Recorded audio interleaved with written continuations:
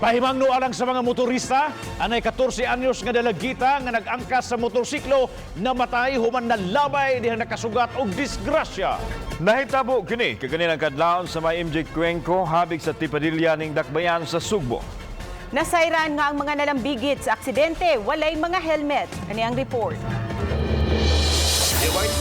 Nakabsan yun sa kinabuhi ang 14 anyos nga si Maria Victoria Del Mar human madisgrasya ang motor nga gimaniho usab sa usa ka minor de edad.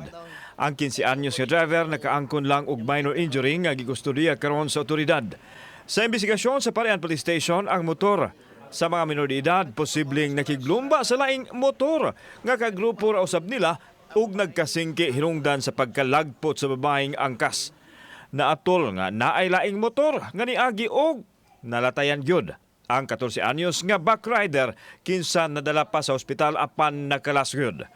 Ang nagmaniho sa ikatulong motor na ilang si John Kenan Villaflor nga nausab karon sa police station. Ito, pagdumbol niya sa sisir, nilupad niya ang backrider, nisulpot ba?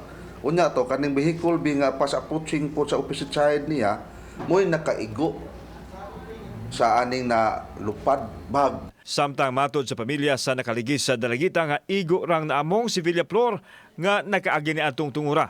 Hinoon andam sila moabaga sa galastuhan sa pagpalubong sa biktima. Ihangyo lagi mi sir sa kanang ginikanan sa bata nga motabang na lang mi sa unsay problema nila. Pero nitubag man pud sila okay ra motabang mi. Nasayran usab sa kapulisan nga why helmet ang mga nalambigit sa aksidente nga nahitabo atol sa kaadlawon. Na-disgrasya naman so let us kuha na lang sa mga ginikanan nga be aware sa ilang mga anak nga kung doon na mga ng mga motor, labi na mga unregistered o kanang ubanwa may papel, ilan na itago silang balay o ang mga yawi, ikip na lang nila. Kauban si Marlon Milgaso, ako si Alan Domingo. Balitang Bisdak.